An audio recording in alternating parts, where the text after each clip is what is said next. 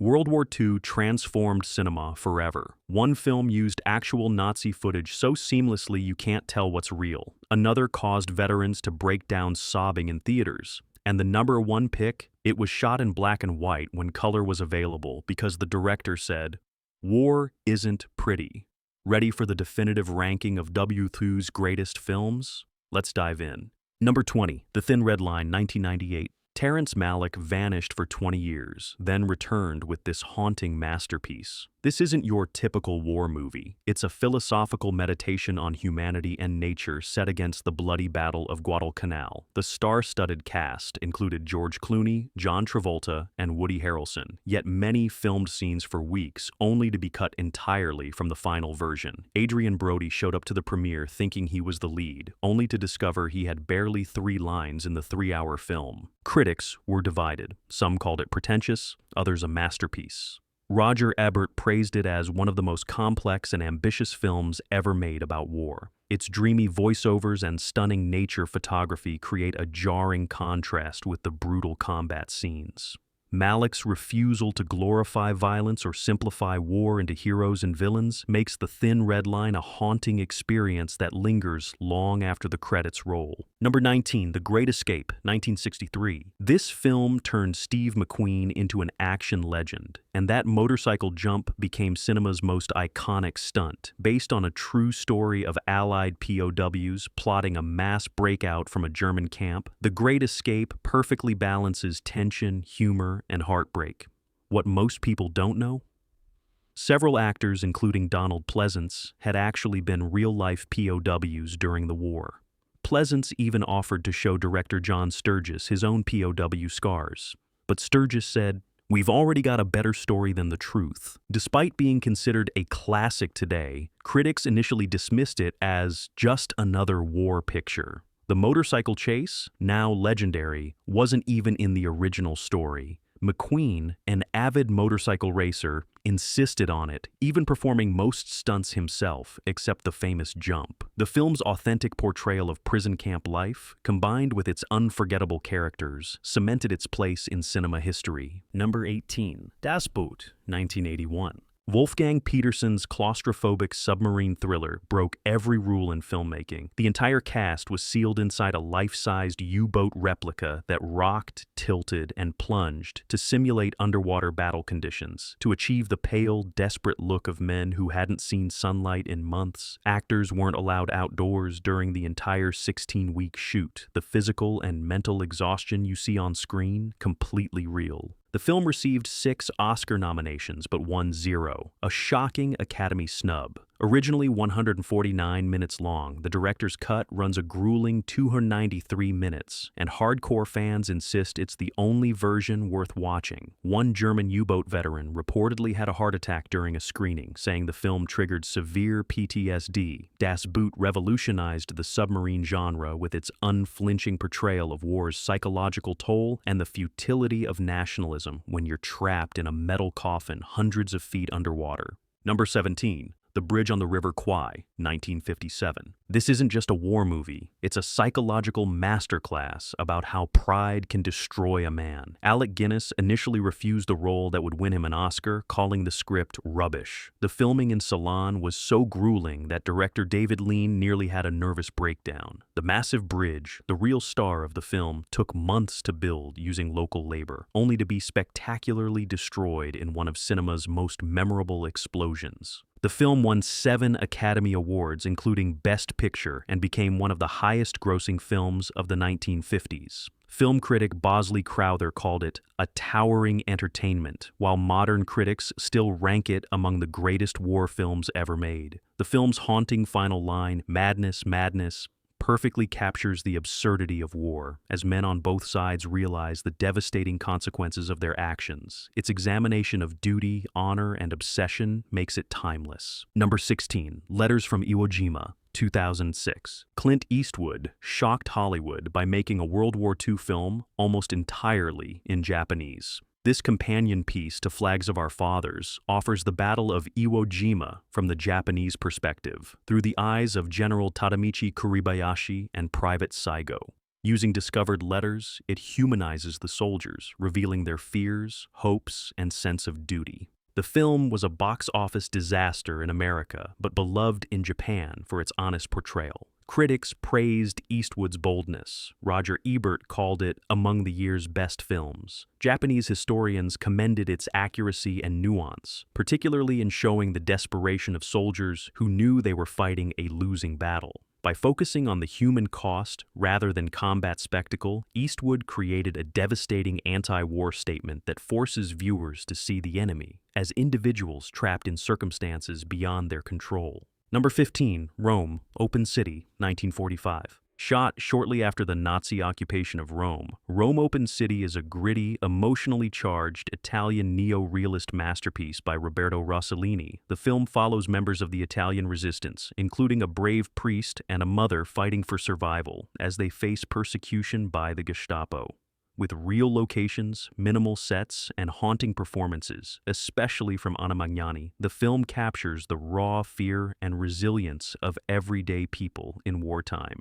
What's mind-blowing is that Rossellini made this while Rome was still in ruins. Film stock was so scarce, he shot on whatever scraps he could find, often expired or damaged reels. Many actors were ordinary Romans who had just lived through the occupation. The film stunned international audiences who had never seen war depicted with such raw honesty. Martin Scorsese later said, "It was as if cinema was being reinvented right before my eyes." Rome, Open City didn't just document history, it revolutionized filmmaking by proving that truth could be more powerful than Hollywood polish. Number 14, The Longest Day, 1962. The Longest Day is a monumental war epic that meticulously chronicles the events of D-Day, June 6, 1944, from multiple perspectives: Allied, German, and French resistance.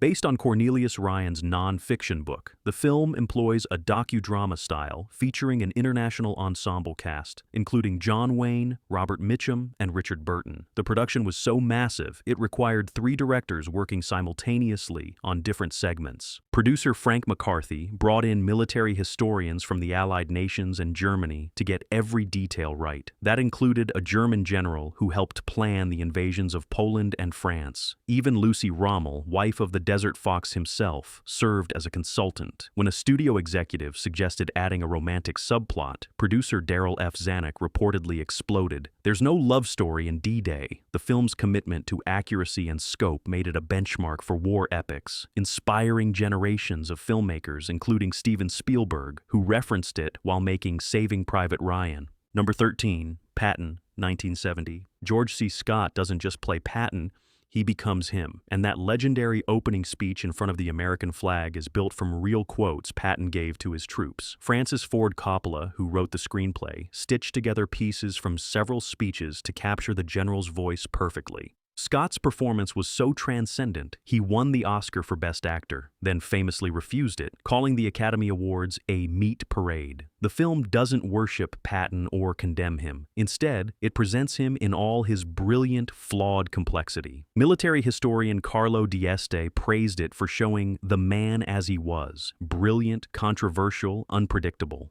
While many war films focus on ordinary soldiers, Patton dares to examine the mind of a military genius whose greatest enemy was often himself.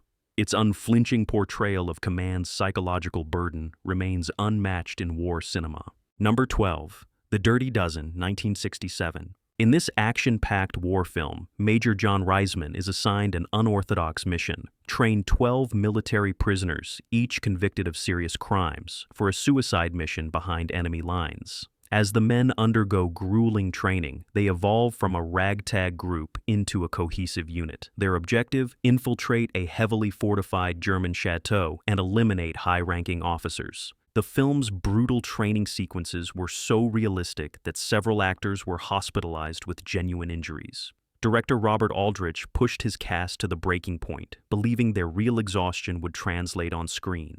When studio executives worried the film was too violent, Aldrich famously replied, "War is violent. Anything less would be a lie." Despite initial mixed reviews, audiences made it a massive hit. It was MGM's highest-grossing film in 20 years. Its influence is everywhere. The Inglourious Bastards, The Expendables, and Suicide Squad all owe their DNA to this landmark film that dared to make anti-heroes its protagonists. Number 11, Dunkirk, 2017. Christopher Nolan doesn't do things halfway, and with Dunkirk, he went all in. The film's based on Operation Dynamo, the massive evacuation of Allied soldiers from the beaches of Dunkirk, France in 1940. Everything in this film is grounded in the real thing. Nolan insisted on practical effects, so you're not watching actors in front of green screens. You're watching real ships, real Spitfires, and a real ocean. Nolan shot 70% of the film with IMAX cameras, previously considered impossible for a war movie due to their size and noise. To create authentic aerial dogfights, they mounted IMAX cameras on actual Spitfires. The ticking clock sound that pervades the score, Hans Zimmer recorded Nolan's own pocket watch. Veterans who survived Dunkirk called it the most accurate depiction they'd ever seen. By telling the story through 3 interwoven timelines, land, sea, and air, Nolan reinvented the war genre, proving that innovation in filmmaking can make historical events feel urgently present. Number 10, Downfall, 2004. Downfall dives into Hitler's final days inside the bunker, and it gets nearly everything right. The film is based on the memoirs of one of Hitler's secretaries, and it even includes actual documentary footage of her. British historian Ian Kershaw, who's written some of the most definitive biographies on Hitler, called the film's portrayal spot on. Bruno Ganz spent 4 months studying Hitler's mannerisms, voice recordings, and even consulted with Parkinson's disease specialists to accurately portray the dictator's deteriorating physical condition. German critics initially feared the film would humanize Hitler, but its unflinching portrayal of his madness and the cult-like devotion of his inner circle struck a perfect balance.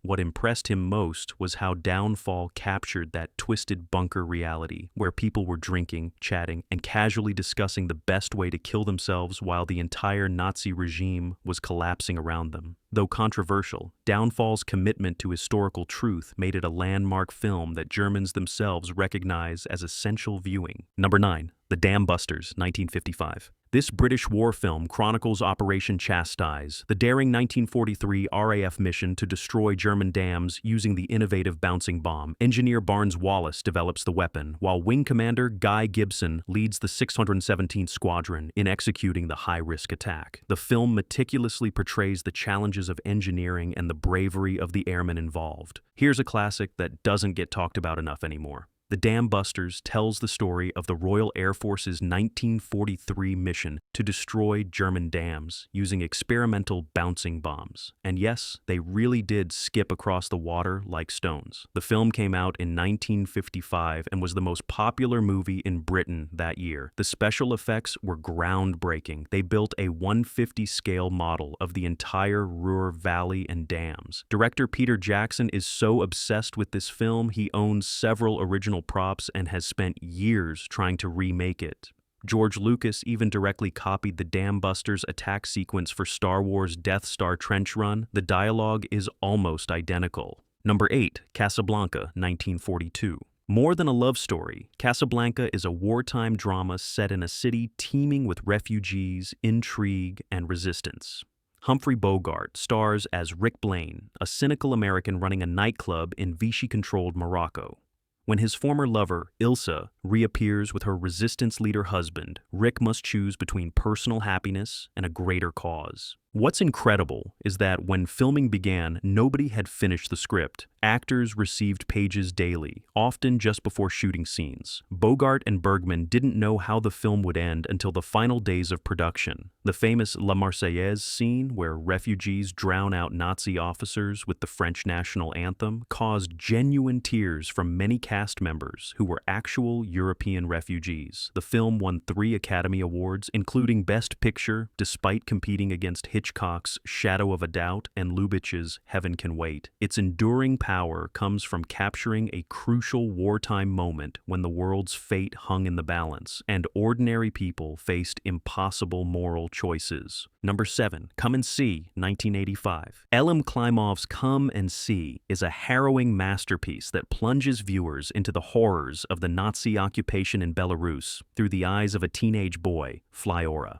As he joins Soviet partisans, his journey descends into a nightmare of massacres, destruction, and psychological trauma. Shot with surreal intensity and raw realism, the film captures war's madness without glorification. This isn't just one of the most historically accurate World War II films ever made. It's one of the most disturbing and unforgettable. Directed by Elim Klimov and co-written by Ales Adamovich, who based it on his own childhood experiences, the film shows the Nazi occupation of Belarus through the eyes of a teenage boy who joins the resistance. The accuracy is brutal, from the rural villages wiped out in retaliation raids to the look and feel of partisan resistance. The film doesn't pull any punches. Roger Ebert said that in this movie, the survivors envy the dead. That's how far it goes. Lead actor Alexei Kravchenko was only 14 during filming. The director used real bullets and hypnosis to achieve authentic terror reactions. Kravchenko's hair reportedly turned gray during production. No special effects were used for the village massacre scenes. Those are real buildings burning. This uncompromising masterpiece isn't just a war film. It's a descent into hell that will haunt you forever. Number 6, The Big Red One, 1980. Directed by Samuel Fuller,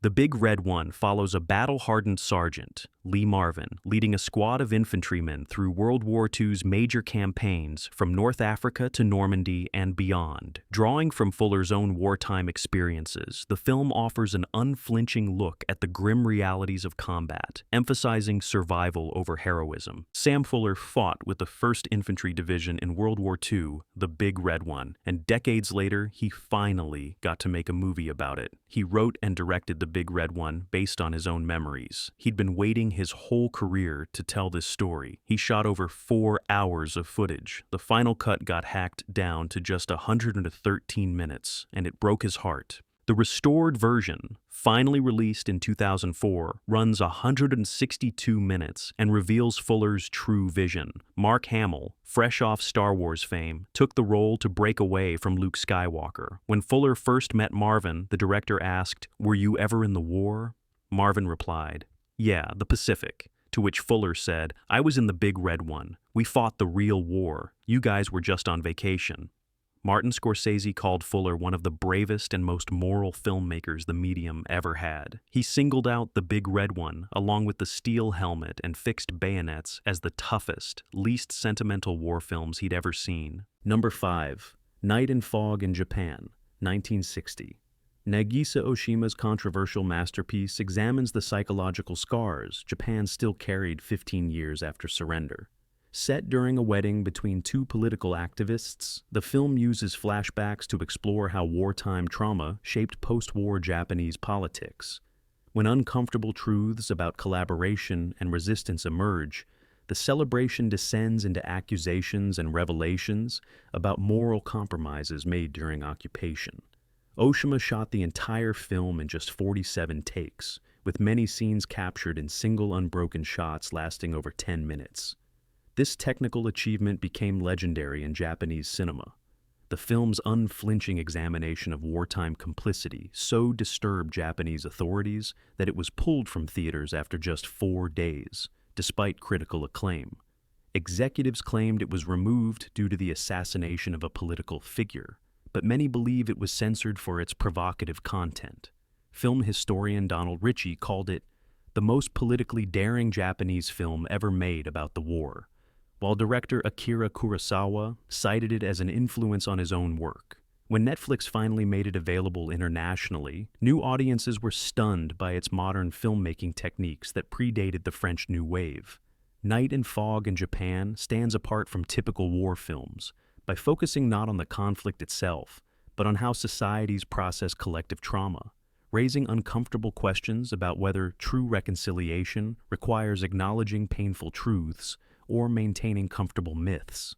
Number 4, Saving Private Ryan, 1998. Directed by Steven Spielberg, Saving Private Ryan redefined the war film with its brutally realistic depiction of combat, beginning with the unforgettable D-Day landing at Omaha Beach. The story follows a group of U.S. soldiers led by Captain John Miller, Tom Hanks, tasked with locating and rescuing Private James Ryan, whose brothers have all died in action. That opening sequence changed war cinema forever. Spielberg used handheld cameras with the shutter timing altered to create jittery, fragmented images that mimic combat photography. He even had the camera lens spattered with fake blood. Real amputees were cast as wounded soldiers. The Department of Veterans Affairs set up a special hotline after the film's release to help traumatized veterans who experienced PTSD flashbacks during screenings. The film's influence was immeasurable. Military consultants now use it to teach combat tactics, and every war film since has lived in its shadow.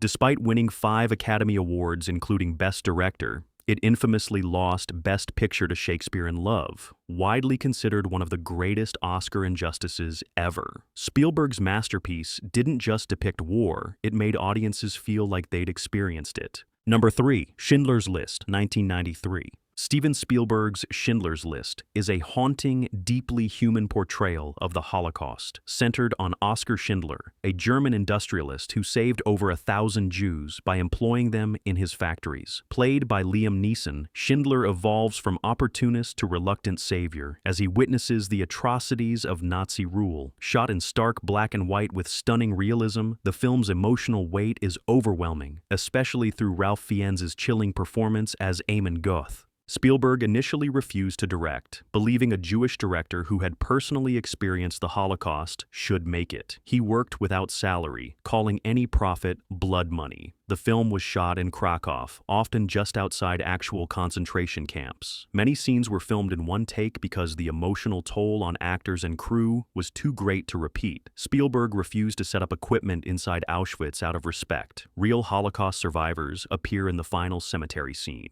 When Universal executives suggested making it in color to increase commercial appeal, Spielberg threatened to quit. More than a film, it's a memorial, unflinching, unforgettable, and necessary. Schindler's List stands as one of the most powerful statements against hatred and indifference in cinema history. Number 2, Apocalypse Now, 1979. Francis Ford Coppola's Vietnam epic might seem like an odd choice for a woo list. But hear me out, this hallucinatory journey into darkness was actually adapted from Joseph Conrad's Heart of Darkness, which Coppola and screenwriter John Milius transplanted from colonial Africa to Vietnam. The film's themes of moral corruption, the insanity of war, and the thin veneer of civilization apply universally to all modern conflicts, including WW2. The production was legendarily cursed. A typhoon destroyed sets, Martin Sheen had a heart attack, Marlon Brando showed up grossly overweight and unfamiliar with the script, and Coppola threatened suicide multiple times. The shooting schedule ballooned from 14 weeks to 16 months. When finally released, critics were divided, but Roger Ebert called it one of the great films of all time. Its influence on war cinema is immeasurable. The helicopter attack set to Wagner's Ride of the Valkyries redefined how combat could be choreographed and filmed. While technically set in Vietnam, Apocalypse Now transcends specific conflicts to become the definitive statement on war's ability to reveal humanity's darkest impulses. Number 1, The Pianist, 2002. Roman Polanski's devastating masterpiece won the Palme d'Or at Cannes and earned Adrien Brody the Best Actor Oscar, making him the youngest actor to win that award at age 29. This isn't just another Holocaust film. It's Polanski's most personal work, drawing from his own experiences as a Jewish child in occupied Poland. The film follows Władysław Szpilman, a celebrated pianist who survives the Warsaw Ghetto through a combination of luck, the kindness of strangers, and his unwavering will to live. What separates The Pianist from other Holocaust films is its unflinching restraint. There are no heroic speeches, no triumphant rescues, just the raw, day-to-day struggle for survival in an incomprehensible nightmare. Brody lost 30 pounds for the role and learned to play Chopin perfectly. He sold his apartment and car, disconnected his phones, and moved to Europe with just 2 bags to experience isolation. The scene where Spillman finally returns to a piano after years in hiding and plays for a German officer is one of cinema's most powerful moments. That German officer, Wilhelm Hosenfeld, was later sent to a Soviet prison camp where he died. despite Spielman's attempts to save him. The Pianist doesn't manipulate emotions. It simply witnesses history with clarity and precision, making its impact all the more devastating. War films don't just entertain, they preserve history, challenge propaganda, and force us to confront humanity's darkest chapter. From Spielberg's visceral realism to Klimov's nightmarish vision, each film on this list changed how we see conflict. But did we get it right? Which masterpiece deserved the top spot? Casablanca's timeless romance, Schindler's unflinching witness, or maybe a film we missed entirely? Drop your picks in the comments and tell us which war movie hit you hardest, the one that didn't just show battle scenes, but made you feel the true weight of history.